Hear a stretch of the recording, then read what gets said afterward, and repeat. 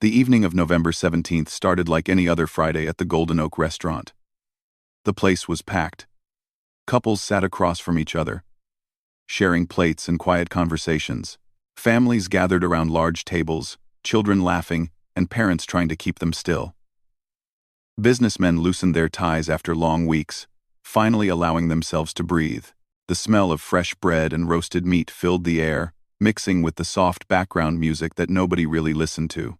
The restaurant had been open for 12 years.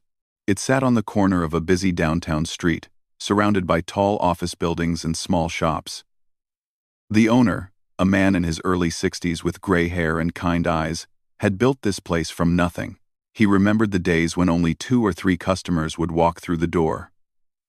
Now, every Friday night, there was a waiting list. He was proud of what he had created, a place where people came not just to eat, but to feel at home. The front door opened, and a cold wind rushed inside.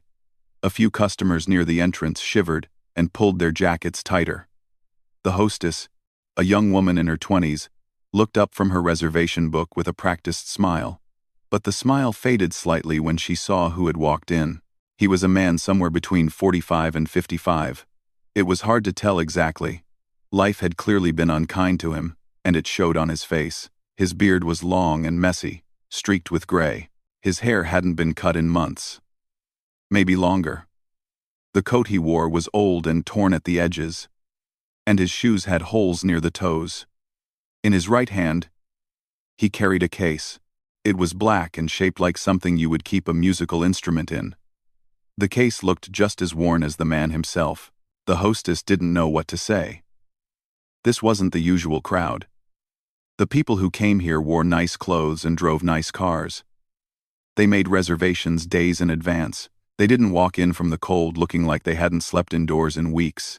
The man walked slowly toward the front counter. His steps were careful, almost hesitant. He could feel the eyes on him. He knew what people saw when they looked at him. He had gotten used to those looks over the years. The pity, the discomfort, the fear, sometimes all three at once. But he didn't stop. He kept walking until he stood in front of the hostess. She cleared her throat. "Can I help you, sir?" Her voice was polite, but there was tension behind it. She was already thinking about what she would say if he asked for money.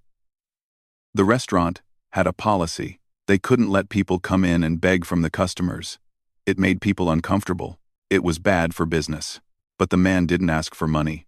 Instead, he spoke in a voice that was soft and tired but surprisingly clear. "I was wondering if I could play something for the people here tonight. Just one song.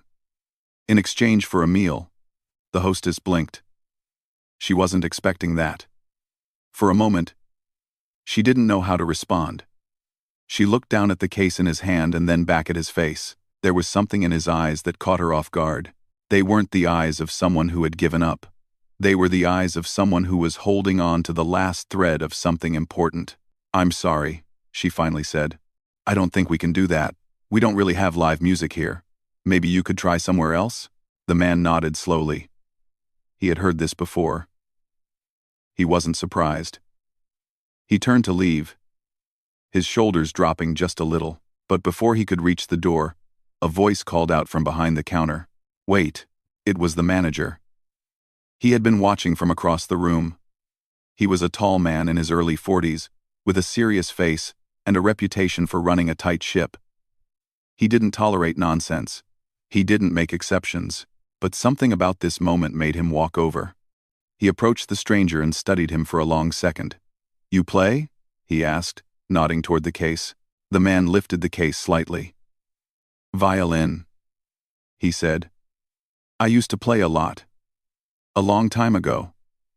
The manager crossed his arms. "And you want to play here? In exchange for food?" "Yes, sir. Just one song. If the people don't like it, I'll leave quietly. You won't have any trouble from me." The manager looked around the restaurant. The customers were starting to notice the conversation. A few whispered to each other. One woman shook her head slightly, clearly hoping the manager would send the man away. A child at a nearby table stared with wide, curious eyes. The manager thought about it. Everything in his training told him to say no. This was a business. There were rules. There were standards. Letting a homeless man play violin in the middle of dinner service was not part of the plan. It could go wrong in 100 different ways. But there was something in the man's voice, something honest, something that reminded the manager of his own father, who had worked hard his whole life and never asked anyone for anything he didn't earn. Against every instinct, the manager made a decision. 5 minutes, he said. You can stand over there, by the window. Play your song. If the customers complain, you stop, and you leave. Understood? The man's face changed. It was a small change, barely noticeable. But for just a moment, a flicker of light passed through his tired eyes. He nodded. Thank you. You won't regret this. He walked to the corner the manager had pointed to. It was a small space between the window and an empty table. The evening light was fading outside, casting long shadows across the floor. He set the case down gently, as if it held something precious. And to him, it did. The customers watched. Some were annoyed. Some were curious. A man in a business suit leaned over to his wife and muttered, "This should be interesting." He didn't mean it kindly. A mother at another table pulled her young daughter closer and whispered, "Don't stare, sweetheart." But the little girl couldn't help it. She watched the stranger with the kind of open fascination that only children have. The man knelt down and opened the case. Inside, resting on faded velvet, was a violin. It was old. The wood was scratched and worn. The strings looked like they had been replaced many times over the years. It wasn't the kind of instrument you would see in a concert hall. It was the kind of instrument that had lived a life. A hard life, just like the man who owned it. He lifted it carefully. His hands, rough and weathered, held it with a tenderness that seemed out of place. He placed it under his chin. He picked up the bow, and for a moment, he just stood there, eyes closed, breathing slowly. The restaurant was still noisy. People were still talking. Forks and knives still clinked against plates. Nobody expected much. A few customers prepared themselves to be polite. Others planned to ignore him completely. One man already had his hand up, ready to call the manager over if things got awkward. Then the stranger lifted his bow, and everything changed. The first note came out soft. Almost too soft. It floated through the air like a whisper, barely rising above the noise of the restaurant. A few people heard it. Most didn't. The clinking of glasses continued. The conversations kept going. A waiter walked past carrying a tray of drinks, not even glancing at the man in the corner. But then came the second note. And the third. They grew stronger. Fuller. The sound began to spread across the room, like water spilling over the edge of a cup. It moved between the tables, slipped past the candles, and wrapped itself around everyone inside. A woman in a red dress stopped talking mid-sentence. Her husband noticed her expression change and turned to look at the corner where the sound was coming from. A businessman who had been checking his phone slowly lowered it to the table. His eyes stayed fixed on the screen for a moment, but his ears were somewhere else entirely. The little girl who had been watching the stranger earlier tugged at her mother's sleeve. "Mama," she whispered. "Listen." Her mother did, and she couldn't look away. The man played with his eyes closed. His body swayed gently with each note, as if the music was moving through him like a current. His fingers danced across the strings with a speed and precision that seemed impossible for hands so rough and worn. The bow glided back and forth, smooth as silk, drawing out sounds that felt almost too beautiful to be real. Nobody in that restaurant had expected this. Not the hostess, who now stood frozen near the entrance with her mouth slightly open. Not the manager, who had crossed his arms and prepared himself to step in if things went wrong. Not the customers, who had rolled their eyes or shifted uncomfortably when the stranger first walked in. Nobody expected this. The piece he played was something old, something classical. Most of the people listening didn't know its name. They didn't need to. Music like this didn't require understanding. It only required feeling. And everyone in that room was feeling something. A man sitting alone at a corner table stared at his plate. He had come to the restaurant to escape the silence of his apartment. His wife had passed away 2 years ago, and he still wasn't used to eating alone. The music reached him in a way nothing had in months. His eyes grew wet, but he didn't wipe the tears. He just let them fall. At another table, a young couple sat across from each other. They had been arguing earlier. Something small. Something stupid. They couldn't even remember what started it. But now, as the music filled the space between them, the anger melted away. The woman reached across the table and took her partner's hand. No words were needed. The businessman who had been ready to complain sat completely still. He was a man who measured everything in numbers. Profit margins. Quarterly reports. Return on investment. But this moment couldn't be measured.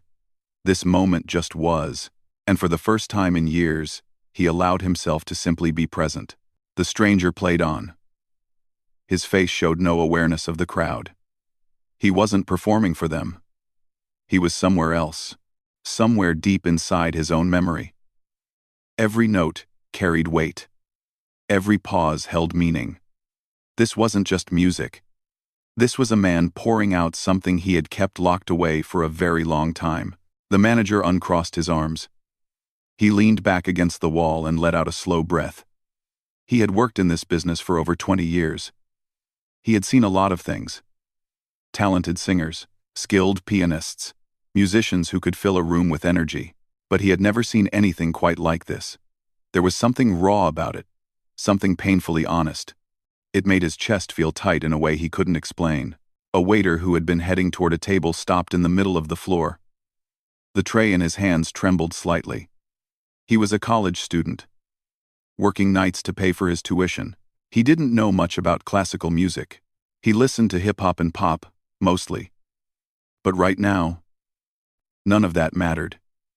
Right now, he was frozen in place, caught in the gravity of something bigger than himself. The little girl at the nearby table watched with wide eyes. She had never heard anything like this before. To her, the man with the violin looked like a wizard casting a spell. She believed in magic, the way all children do. And in this moment, she was seeing it happen. Minutes passed, or maybe seconds. It was hard to tell. Time seemed to bend and stretch inside that restaurant. The world outside continued moving. Cars drove past. People walked down the sidewalk. Phones buzzed with notifications. But inside the Golden Oak, everything had stopped. The stranger's movements grew more intense. The music swelled and rose, climbing higher and higher like a bird fighting against the wind. The notes tumbled over each other, fast and fierce, yet somehow perfectly controlled. His bow moved so quickly it became a blur. The sound filled every corner of the room, pressing against the walls, pushing into the hearts of everyone who listened. And then, just when it seemed like the music could climb no higher, it began to fall, slowly, gently, like a feather drifting down from the sky. The notes softened. The speed slowed. The intensity faded into something quieter, something more tender. It was the kind of ending that doesn't crash, but dissolves, like the last rays of sunlight before night takes over.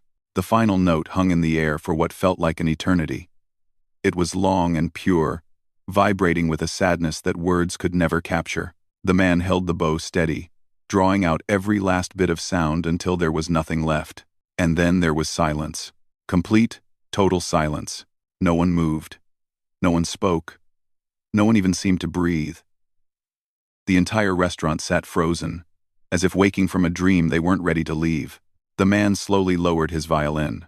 He opened his eyes for the first time since he had started playing. He looked tired. More tired than before. If that was even possible. Playing had taken something out of him, but there was also something else in his expression. Something that looked almost like relief. He glanced around the room. He saw the faces staring back at him. He saw the tears on some of them. He saw the shock on others. He didn't know what to make of it. He had just done what he came to do. He had played his song. Now he was ready to leave, whether they gave him a meal or not, but nobody was ready to let him leave. The first person to move was the little girl. She slipped out of her chair before her mother could stop her and walked straight toward the man. She stopped a few feet away and looked up at him with eyes full of wonder. "That was the most beautiful thing I ever heard," she said. Her voice was small but clear. It cut through the silence like a bell. And just like that, the spell broke. The room erupted. Not with noise, but with emotion. People started clapping. Softly at first, then louder. One by one, they rose from their seats. The businessman, the elderly man who had been eating alone, the young couple, the waiters, the hostess, even the manager, who never clapped for anything, brought his hands together. A standing ovation. In a restaurant. For a man who had walked in from the cold with holes in his shoes and hunger in his stomach, the stranger stood there, violin in hand, and for a moment he didn't know what to do. He had forgotten what this felt like. The applause, the recognition, the warmth of people responding to something he had created. He had forgotten what it meant to be seen, but as the clapping continued and the little girl smiled up at him, something inside him began to crack, not in a painful way, in the way that ice cracks when spring finally arrives, in the way that walls fall when they're no longer needed. He didn't cry. Not yet. But his hands trembled as he lowered the violin back into its case. And when the manager walked toward him with a look of disbelief on his face, the stranger knew that his life was about to change. He just didn't know how much. The applause slowly faded, but the energy in the room did not. People were still standing, still staring, still trying to understand what they had just witnessed. The air felt different now. Charged. Like something important had happened and everyone knew it. Even if they couldn't put it into words. The manager walked toward the stranger with careful steps. His face was a mix of confusion and amazement. He had given this man 5 minutes out of pity. Maybe even out of guilt. He hadn't expected anything. Certainly not this. That was... He paused, searching for the right word. That was incredible. I've never heard anything like that in my life. The stranger looked at him with tired eyes. "Thank you," he said quietly. "I appreciate you giving me a chance." The manager shook his head. "No, thank you. I don't know who you are, or where you came from. But what you just did, that was something special." Around the room, people began to settle back into their seats, but the conversations had changed. No one was talking about work anymore. No one was complaining about the weather or gossiping about neighbors. Everyone was talking about the man with the violin. "Did you see his hands?" a woman whispered to her friend. "They were shaking when he finished." "I've been to concerts at the Symphony Hall," another man said to his wife. "And I've never felt anything like that." Who is this guy? That question hung in the air like smoke. Who was he? Where did he come from? How could someone who looked like he hadn't eaten a proper meal in weeks play like that? At a table near the back of the restaurant, a young woman sat alone. She was in her late 20s, with dark hair pulled back in a ponytail and glasses perched on her nose. She had come to the restaurant to work on her laptop, answering emails and finishing a report that was due Monday morning. But the moment the music started, she had forgotten all about work. Now she sat frozen, her hands hovering over the keyboard, her eyes locked on the stranger across the room. Something about him was familiar. She couldn't explain it. She had never met him before, she was sure of that, but there was something about the way he played, the way he held the violin, the way he closed his eyes and swayed with the music. She had seen that before, somewhere. Her mind raced through memories, concert videos she had watched online, documentaries about classical musicians, album covers in her father's old collection. Her father had loved classical music. He used to play recordings every Sunday morning while making breakfast. She had grown up listening to violins and cellos and pianos filling their small apartment, and then it hit her. Her breath caught in her throat. She grabbed her phone and opened the browser with trembling fingers. She typed quickly, her heart pounding. A name came to mind. A story she had read years ago, a headline she had never forgotten. The search results loaded. She scrolled through images, her eyes scanning each one. And then, she found it. A photograph from 18 years ago. A man standing on a grand stage, spotlight shining down on him, violin tucked under his chin. He was younger in the picture.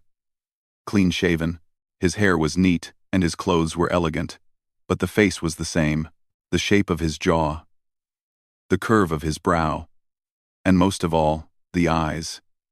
Those deep, sad eyes that looked like they had seen too much. It was him. The young woman's hands started to shake. She read the article attached to the photograph. It told the story of a violinist who had once been called a genius, a man who had performed in the greatest concert halls in the world: London, Vienna, New York, Tokyo. Critics had called him one of the most talented musicians of his generation. Audiences had waited hours to hear him play. He had won awards. He had been featured in magazines. He had a future that seemed limitless. And then, 15 years ago, he had vanished. The article explained what happened. There had been an accident. A terrible accident on a winter night. His wife and young son had been in the car. They didn't survive. The violinist had been at a rehearsal when he got the news. He walked off the stage that night and never came back. No one knew where he went. Some people said he moved to another country. Others said he had checked into a hospital and never checked out. A few rumors claimed he had died by his own hand, unable to live with the grief. But no one knew the truth. He had simply disappeared, leaving behind nothing but silence. Until tonight, the young woman looked up from her phone.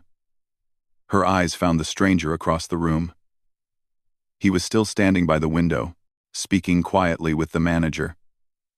He had no idea that someone had just discovered who he really was. She didn't know what to do.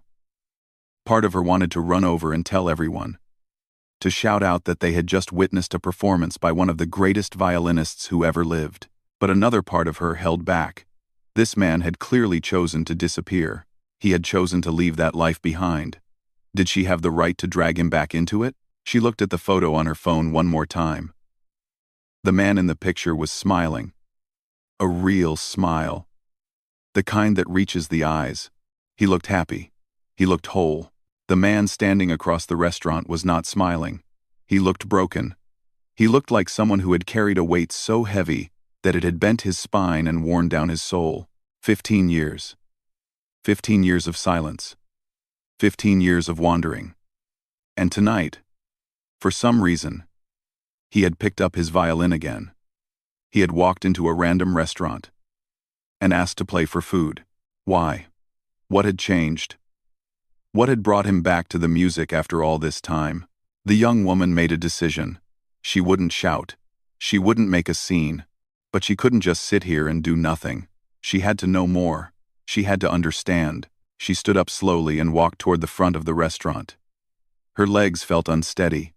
Her heart was beating so hard she could hear it in her ears. She stopped a few feet away from the stranger and waited for the manager to finish speaking. When the manager stepped aside, she took a breath and spoke.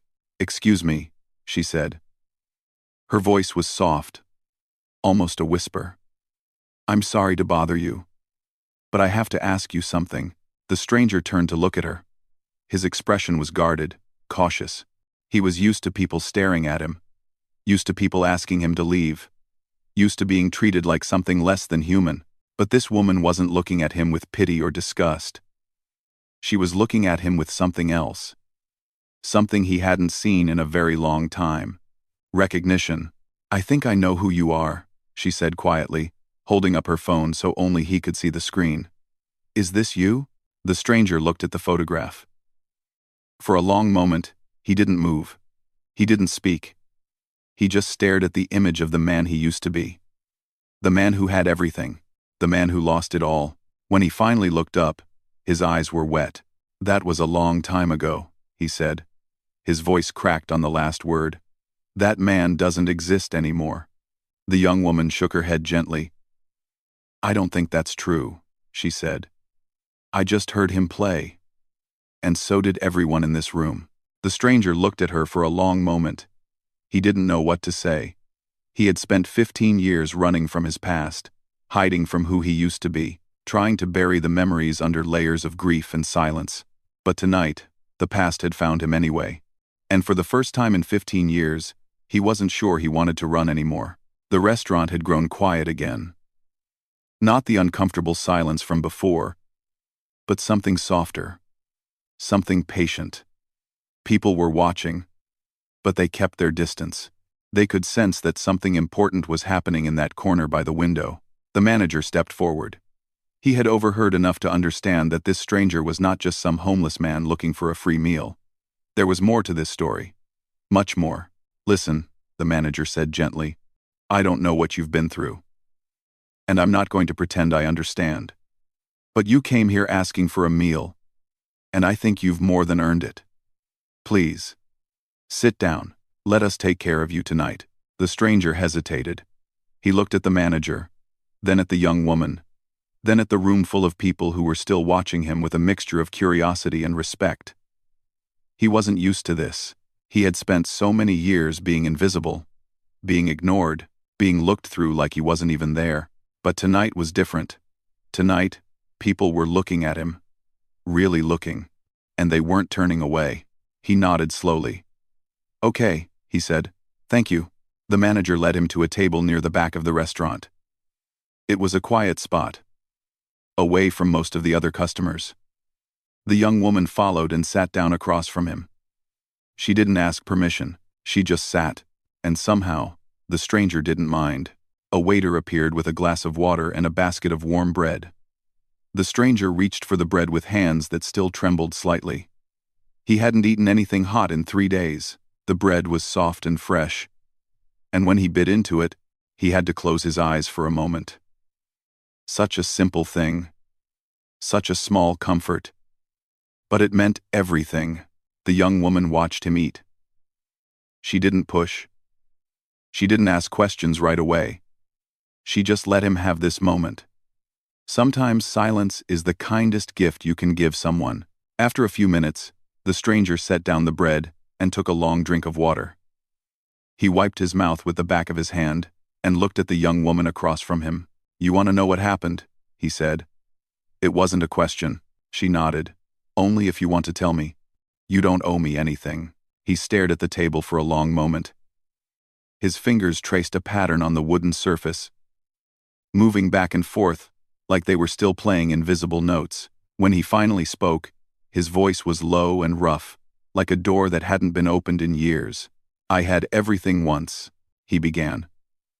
A career. A home. A family. I used to think I was the luckiest man in the world. I would wake up every morning and not believe that this was my life, that I got to do what I loved and come home to people who loved me. He paused. The young woman didn't interrupt. My wife was a painter, he continued. She used to joke that we were the perfect match. I made sounds and she made colors. Our son was 7 when it happened. He was just starting to learn the piano. He wasn't very good yet. But he tried so hard. Every night he would practice the same simple song over and over. He wanted to surprise me. He wanted to play something for me on my birthday. His voice cracked. He stopped talking and pressed his fingers against his eyes. The young woman felt her own throat tighten. She wanted to reach out and touch his hand, but she held back. Some pain is too deep for touch. After a moment, he continued. It was December. A Wednesday night. I was at rehearsal. We were preparing for a big concert. The last one before the holidays. I was supposed to be home by 9. But we ran late. I didn't think much of it. I figured I would make it up to them. I always thought there would be more time. He let out a breath that seemed to carry the weight of 15 years. The roads were icy that night. My wife was driving our son home from his piano lesson. A truck lost control coming around a bend. They said it happened fast. They said they didn't suffer. He shook his head slowly. People always say that, like it's supposed to make it better. Like knowing they didn't suffer is supposed to help you sleep at night. But it doesn't. Nothing helps. Nothing makes it better. You just learn to carry it. Day after day. Year after year. You carry it until it becomes part of you. The young woman wiped a tear from her cheek. Around them, a few other customers had drifted closer, drawn by the quiet intensity of the conversation. They kept their distance, but listened in silence. I couldn't play after that. the stranger said. Every time I picked up my violin, I heard his little song, that simple melody he was practicing, over and over in my head. I couldn't make it stop, so I stopped playing instead. I gave up everything. My career, my home, my friends. I gave it all away. And I walked. I just walked. For years. I didn't know where I was going. I didn't care. I just wanted to disappear. The manager had come closer. He stood a few feet away, arms crossed, listening with a heavy expression. He had children of his own. He couldn't imagine losing them. He didn't want to imagine it. So what changed? The young woman asked softly. Why tonight? Why here? The stranger looked up. His eyes were red but dry now. The tears had come and gone so many times over the years that there weren't many left. I don't know, he admitted. I was walking past this place. I saw the lights through the window. I saw people laughing and eating together. And for some reason, I thought about my son. I thought about how much he would have loved a place like this. He always loved restaurants. He loved the noise and the people and the food. He used to say that restaurants were like parties where everyone was invited. A small smile crossed his face, just for a second. Then it was gone. I was tired, he said. Tired of running. Tired of hiding. Tired of being afraid of my own memories. And I thought, maybe it's time. Maybe it's been long enough. Maybe I can try again. He looked down at the violin case beside his chair. I didn't know if I could still play. It's been 15 years. 15 years without touching the strings. I thought, maybe I had forgotten, or maybe the music had forgotten me. But it hadn't, the young woman said. He shook his head. No, it hadn't. The moment I lifted the bow, it all came back. Every note. Every feeling. It was like meeting an old friend. A friend I had pushed away because I was too afraid to face what we had shared. The waiter arrived with a plate of hot food. Roasted chicken. Mashed potatoes.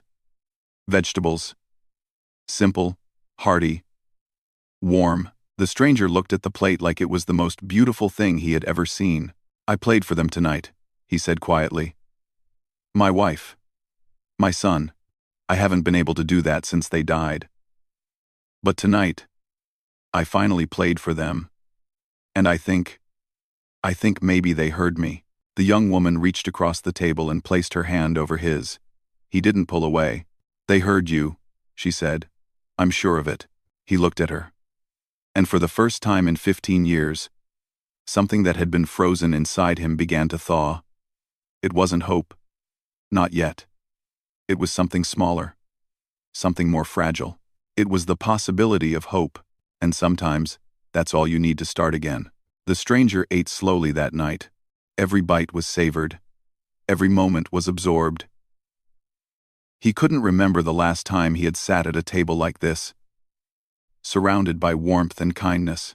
For so long, he had convinced himself that he didn't deserve these things. That comfort was for other people.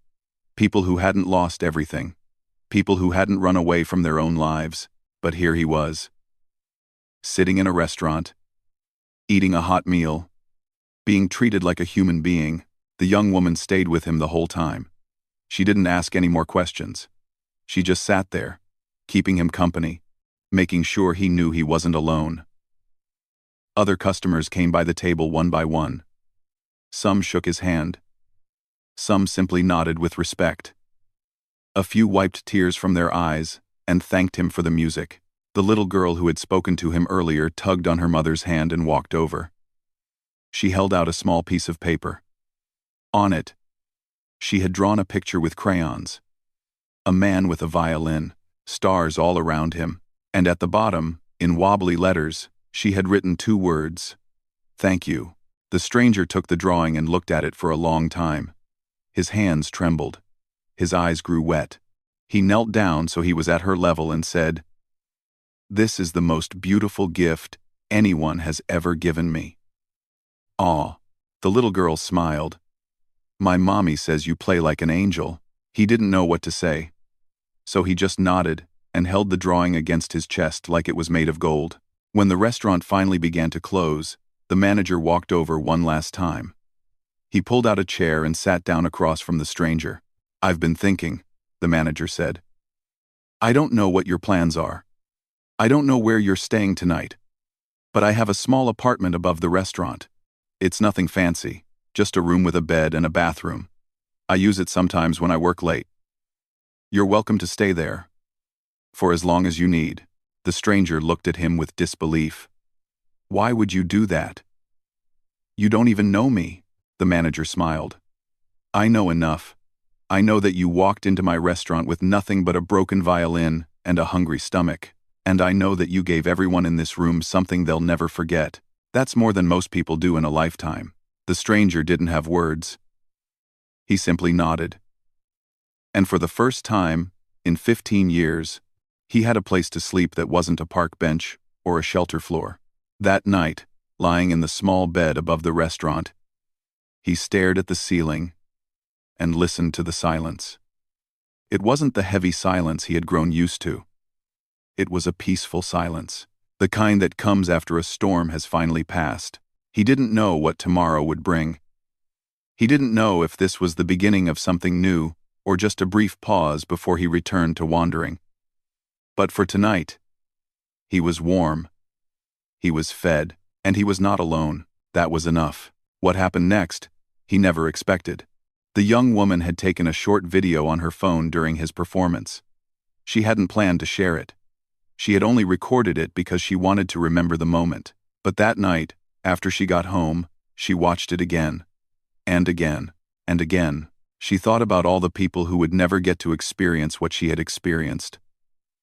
All the people who might be struggling with their own grief, their own losses, their own silent battles. She thought about how this man's story might give them hope, how his music might reach someone who needed it. So she posted the video online. She wrote a short caption explaining what had happened.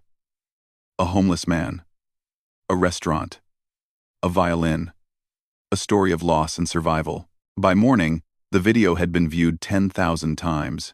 By noon, it had crossed 100,000. By the end of the week, millions of people around the world had watched the stranger play. News stations picked up the story. Journalists started digging. They found old recordings of his concerts. They found articles about his disappearance. They pieced together the story of a man who had once been a star and had chosen to vanish into the shadows. Phone calls started coming in. Concert halls wanted him to perform. Record labels wanted to sign him. Television shows wanted to interview him. The world that had forgotten him suddenly wanted him back. But the stranger wasn't interested in fame. He had lived that life once. He knew what it felt like to stand on grand stages and hear thousands of people applaud. It had been wonderful, but it had also been empty in ways he couldn't explain. The lights and the applause couldn't fill the hole inside him. Only love could do that. And he had lost the people he loved, so when the offers came, he politely declined. He didn't want to be a celebrity again. He didn't want to go back to the life he had run away from, but he did want to play. With the help of the manager and the young woman, he started something small. A free music program for people who had nothing. Homeless men and women. Kids from broken homes. Anyone who had been told they didn't matter. Anyone who had been forgotten by the world. He taught them how to hold a violin. How to read notes. How to make music out of silence. But more than that, he taught them that it was never too late. That no matter how far you had fallen, you could always find your way back. That the music never leaves you. It just waits until you're ready to hear it again. The restaurant became his home. Not just the apartment upstairs, but the whole place. The manager gave him a permanent spot by the window. Every Friday night, he would play for the customers. Not for money, not for fame, just for the joy of sharing something beautiful. People came from all over to hear him. Some drove for hours. Some flew in from other cities. But he treated every performance the same. Whether the room was full or nearly empty, he played with everything he had. He played for his wife. He played for his son. He played for every person who had ever lost something and wondered if they could go on. The little girl who had given him the drawing came back every week with her mother. She sat in the same spot and watched with the same wide eyes. One day, she told him she wanted to learn the violin. He smiled and said he would teach her. And he did. Years passed. The stranger grew older. His beard turned white. His hands grew slower. But the music never faded. It stayed with him until the very end. On the last night of his life, he played one final song. It was the simple melody his son had been practicing all those years ago. The one he could never bear to hear. But now, at last, he played it himself. And when the final note faded into silence, he smiled. He had carried his grief for so long, but somewhere along the way, it had transformed. It was no longer a weight that crushed him. It was a bridge that connected him to the people he had lost. And through his music, that bridge would live on forever. He had walked into a restaurant with nothing, and he had left the world with everything that mattered. A legacy of love, a gift of music, and proof that even the most broken among us can find a way to shine again.